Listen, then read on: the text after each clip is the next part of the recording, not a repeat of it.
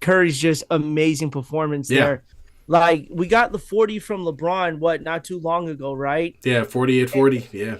And then we got 56 from Curry. Like you, dude, I'm sorry, but you just don't get that from any guy at this age in their Absolutely. career here. And that just shows the testament to how these guys prepare, keep themselves healthy to be able to sustain these kind of long NBA runs here. And it's not like these guys have had short NBA seasons. A lot of the times they're making playoff runs. So they're constantly, having to play deep into June, and Yeah. we're all accustomed to that. It's just, dude.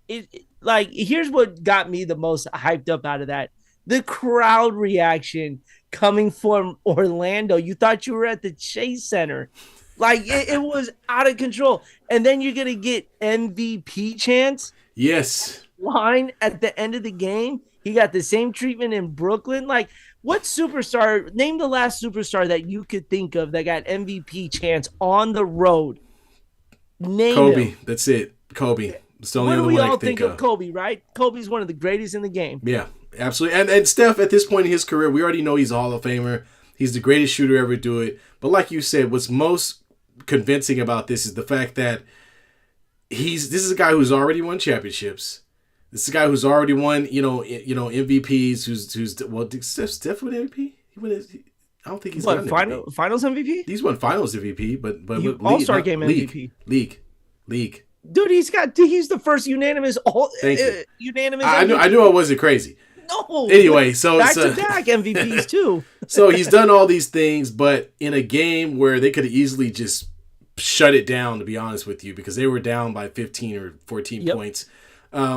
He kept playing and he kept shooting until eventually the team caught on and he was able to keep his thing going. They played better defensively and were able to move the ball a little bit better. And all of a sudden they had the lead and really just ran away with the game. At that point, the game was over because they stole all of the momentum. As B just said, the crowd is rooting for the best team's opposing player. So at that point, I don't know what Orlando was supposed to do. I think they just pack it in. What are you supposed to do in that moment, right? Like, literally, your fan base got outnumbered by maybe some old school Warrior fans, but we all know those Warrior fans in there are all new school people, right? And Yeah. because of one guy, and that is Stephen Curry here.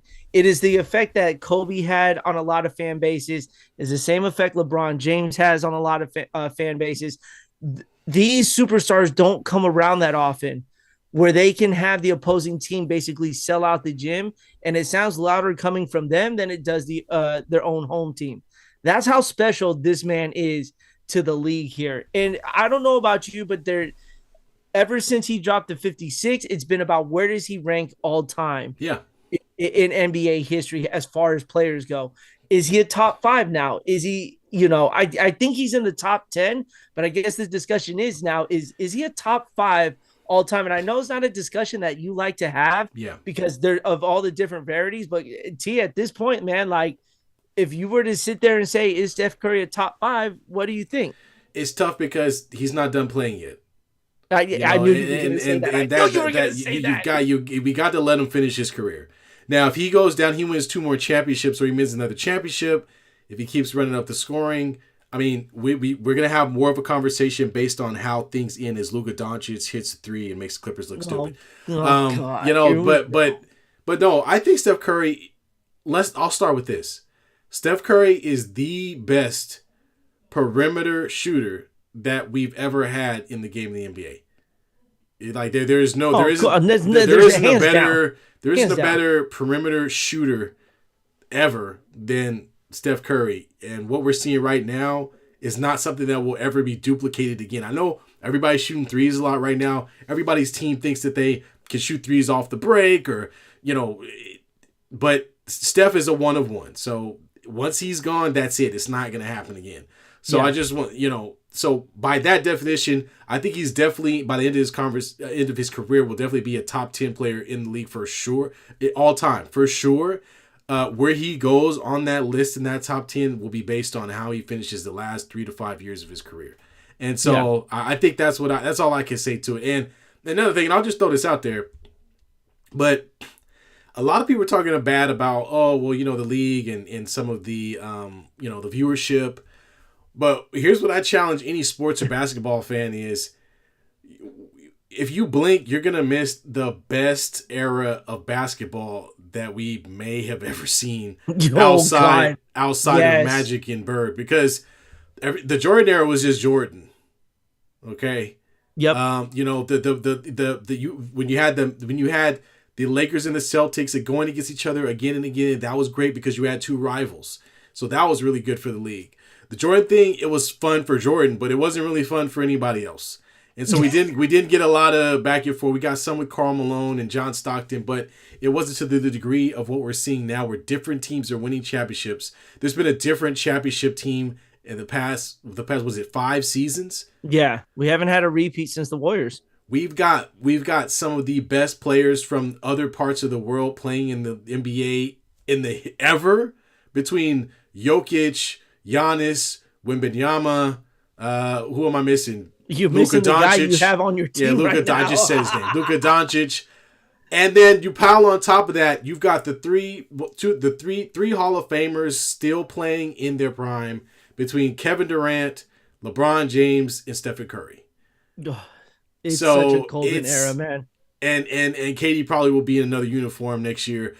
Warrior. What we're seeing right now, and I know folks might skip over it because they're not paying attention, but you're watching one of the best eras in basketball right now. Don't blink. Don't listen to the hype. Don't watch Stephen A. Smith and have people convince you that the game is not the same and nobody does this, nobody does that. If you watch the OKC basketball team for 2 games, you'll see the best defensive team in the league. If you watch Boston play basketball, you'll see the best 3-point shooting team and the best one of the better defensive teams in the league. There's a lot of great basketball being played, so I'm just as a basketball, somebody who loves the game, watch it. You don't miss this. And to add to that point, it's a different era of basketball too, right? And it's all because of one guy. And I'm gonna say it. If Steph Curry isn't shooting these threes to begin his career, correct, and he wasn't going to be known for that, we don't know what era we'd be in. It'd probably be the same era that got left behind Kobe and Michael. And not saying that wasn't bad, but the way this game has changed, and to see people react to a man shooting 27-foot jumpers with ease, everyone's starting to love it now. Like it is part of the game, and we at some point have to accept that this is the way the game is going to be played. Quentin Post is 7'5" and should be in the paint clogging it up, and he's shooting threes. Yeah, you know what I'm saying? There's no doubt that Steph Curry changed the game overall. The Warriors with him and Clay, the way that they play basketball was so good that every single team in the league is now imitating it. The Celtics being number 1, by the way, because they shoot almost 53s a game. They shoot more than the Warriors. They shoot about 43s a game, I'm average. But they shoot more than the Warriors. Yes, that's all they do. And so, yes, Steph Curry changed the way the game was played. He changed the way people looked at offenses. It's no longer a crowd the paint and let people shoot low percentage threes. Now it's you have to defend the 3-point line.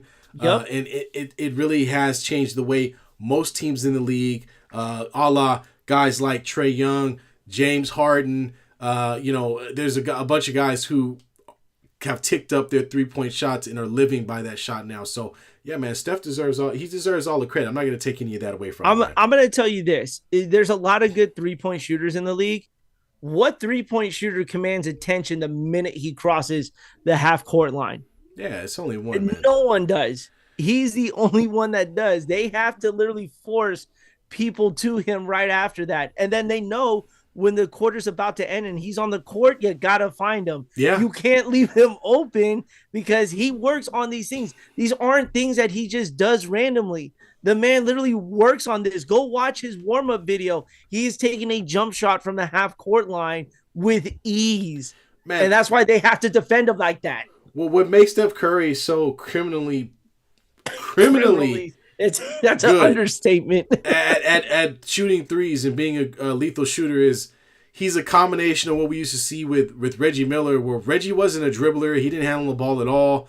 He simply came off of screens, came off pin downs, curls, caught the ball, and released the ball as quickly as possible.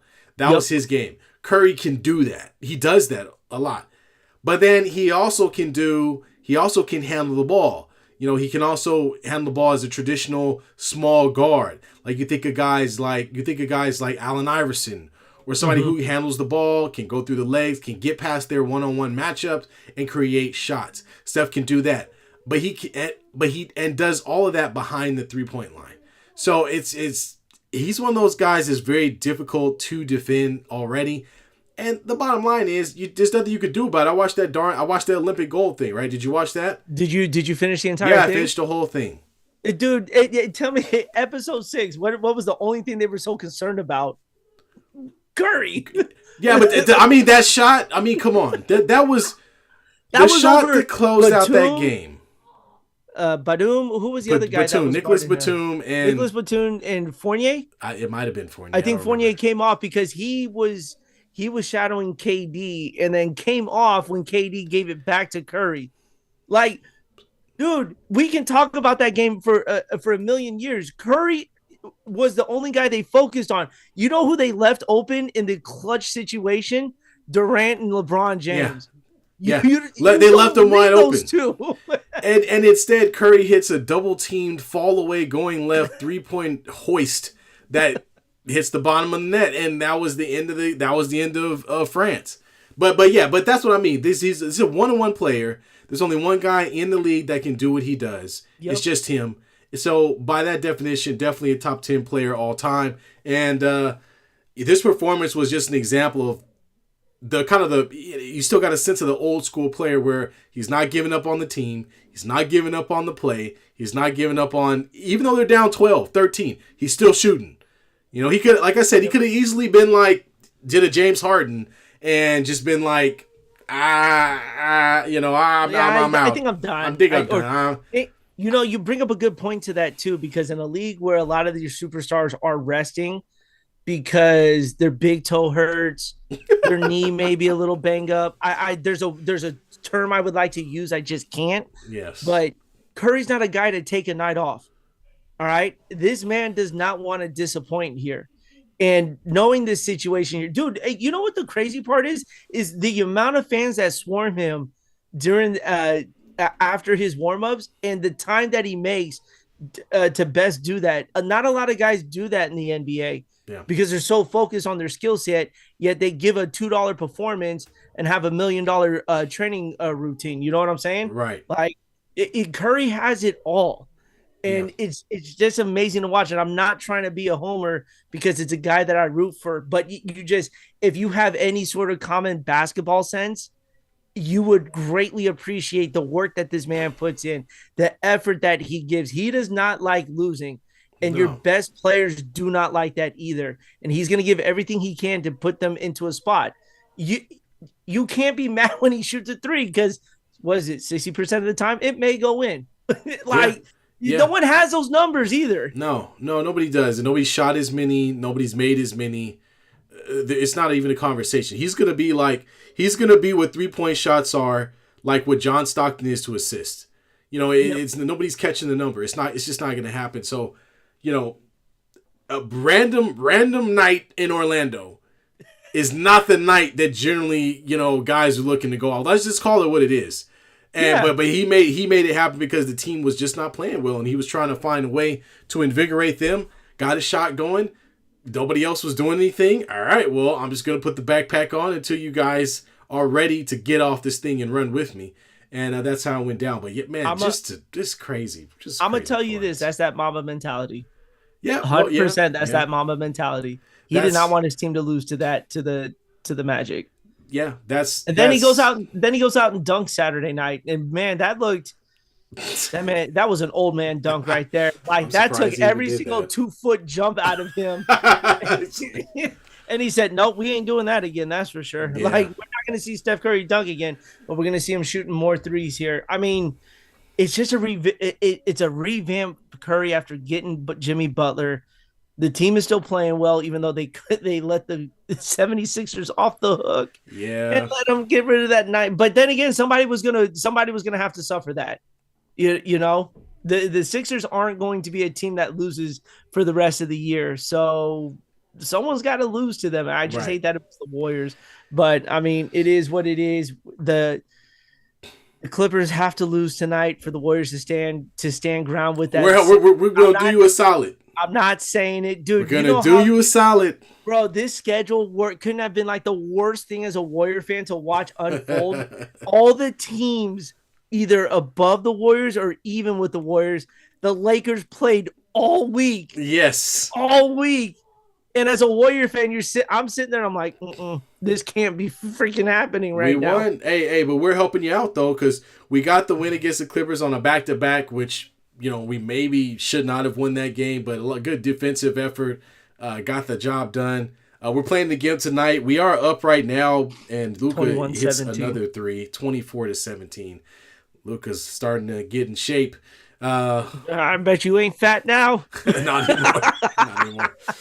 So, man, but before we move on to the Lakers, I want to stick with the Warriors for a second. The Warriors, they lost one game, but they've been on a good run. The standings have kind of worked in their favor. Yes. So I do.